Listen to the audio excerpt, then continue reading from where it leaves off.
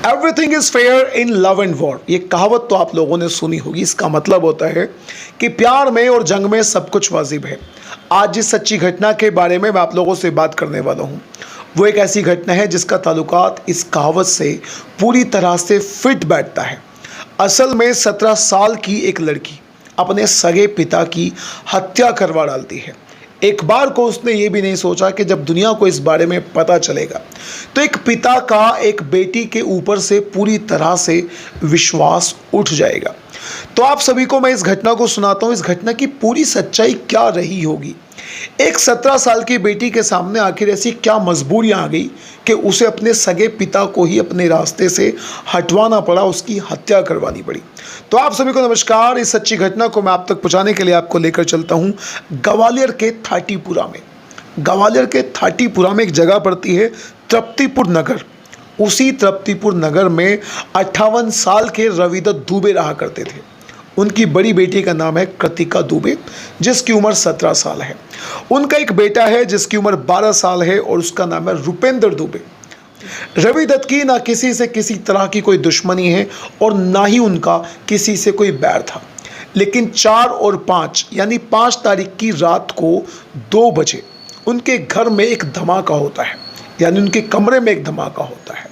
घर के सारे सदस्य जब उनके कमरे की तरफ दौड़ते हैं तो दौड़ने के बाद अंदर का जो मंजर वो देखते हैं, उनकी आंखें फटी की फटी रह जाती हैं, क्योंकि उनके सामने उनके घर का मेन सदस्य रविदत्त दुबे बिल्कुल मरने वाली हालत में पड़ा हुआ था। उसके मुंह से और पेट से असल में खून निकल रहा था, जिसे देखने के बाद घर के सारे सदस्य चिल्ला पड़ते हैं, रो पड़ते हैं। आनंद फानंद में पुलिस को भी खबर कर दी जाती है। अब पुलिस यहाँ आती है और पुलिस पूरी तरह से सारे तार खंगालने की कोशिश करती है।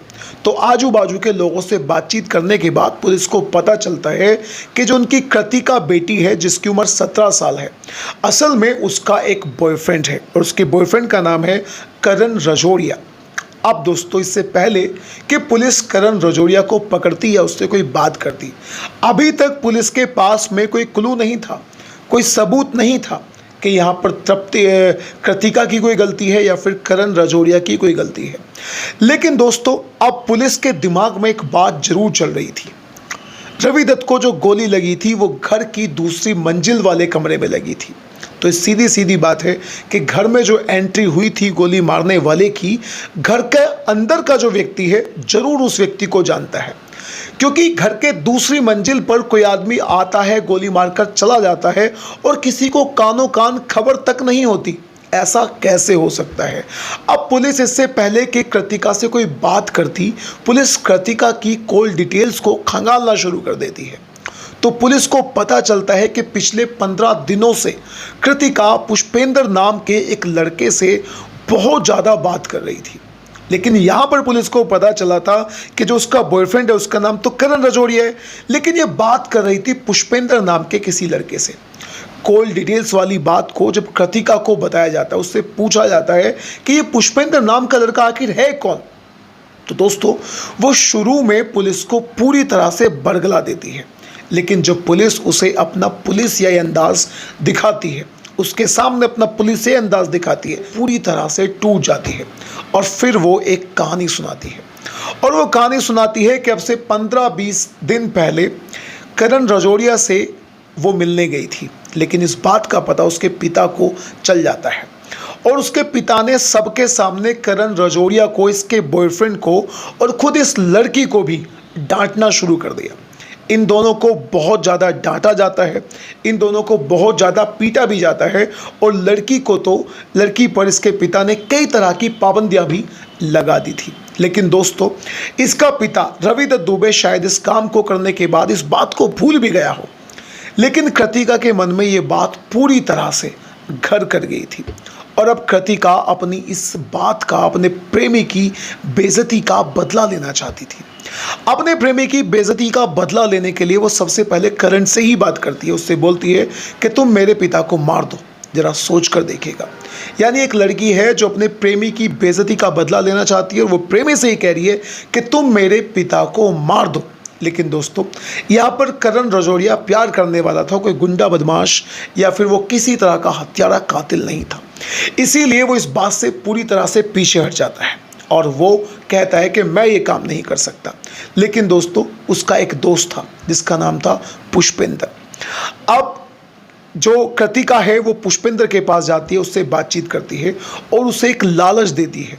वो उसे लालच देती है रुपयों का और फिर उससे वो कहती है कि मैं तुम्हारे साथ संबंध बनाऊंगी, मैं इसे करण को छोड़कर अब तुमसे प्यार करना शुरू कर दूंगी। और पुष्पेंद्र इस लालच में पूरी तरह से आ जाता है और अपनी प्लानिंग के तहत 4 तारीख की रात को ये लड़की उसे अपने घर बुलाती है और अपने नीचे वाली मंजिल में उसके ठहरने का इंतज़ाम कर देती है। इस इंतज़ाम को करने के बाद उससे बात करती रहती है कि तुम्हें किस समय पर आकर इस हत्या को अंजाम देना है। वो लोग खाना खाते हैं, खाना खाने के बाद अपने अपने कमरे में चले जाते हैं। अपने कमरे में चले जाने के बाद काफ़ी वक्त हो जाता है, सभी लोग सो जाते हैं, यहाँ तक कि पुष्पेंद्र भी नीचे लेटा लेटा सो ही जाता है। लेकिन ये बात आपको चौंका सकती है कि कृतिका जगी हुई थी। रात के 2 बजे वो पुष्पेंद्र के पास जाती है, पुष्पेंद्र को जगाती है और उससे बोलती है कि तुम्हें जिस काम के लिए मैंने बुलाया है उस काम पे ध्यान दो, मैंने तुम्हें यहाँ सोने के लिए नहीं बुलाया। वो उसे जगाती है और अपने साथ ही ऊपर अपने पापा के कमरे में लेके जाती है, रविंद्र दुबे के कमरे में लेके जाती है और फिर पुष्पेंद्र उसे वहाँ अपने कट्टे यानी जो पिस्तौल उसके पास थी उससे गोली मारकर उसकी हत्या कर देता है। और उसके बाद में खुद कृतिका भी उसी रोने धोने में लग जाती है जिसमें परिवार के बाकी लोग लगे हुए थे। और दोस्तों, इस तरह से एक लड़की ने, एक सगी बेटी ने अपने ही पिता की गोली मारकर हत्या करवा डाली, वो भी अपने आशिक के लिए। वो भी एक ऐसा आशिक जो शायद इसकी ज़िंदगी में अब इसे कभी मिलेगा ही नहीं। हो सकता है कि पुष्पेंद्र को ज़िंदगी में जेल काटनी पड़े और कृतिका को भी जेल काटनी पड़े। लेकिन इस तरह की घटनाओं के बारे में आप क्या कहना चाहते हैं? कुछ घटनाओं में लोग अपने माँ बाप को जहर देकर मार देते हैं, तो उन्हें बेहोशी की दवा देकर सुला देते हैं, दूसरों को आदमी आकर मार देता है। आप क्या कहना चाहते हैं इस तरह की घटनाओं के बारे में? अपनी राय कमेंट बॉक्स में जरूर दीजिएगा। अब हम मिलेंगे किसी अगली वीडियो में। Till then bye bye and take care.